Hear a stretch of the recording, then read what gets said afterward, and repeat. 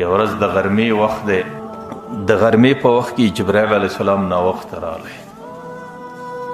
چې کله راغلی پیغمبر علیه السلام ته وایي چې نن هغه شپه ده چې د کومې شپې په باره کې دا فیصله سوې ده چې ستا پر کور به هجوم راسي، نو په نن شپه کې به ته هجرت کوې.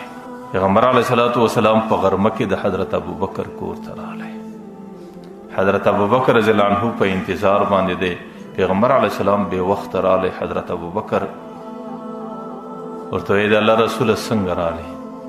ورته ابوبکر هغه شپه را رسېدلې ده چې نن به ما او تا مکه پرېږدو او نن به ما او تا د مکې مکرمې څخه هجرت ته مجبوره کېږو.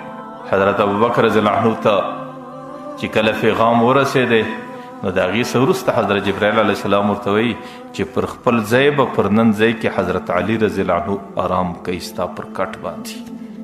چې کله کافرانو ستا پر کور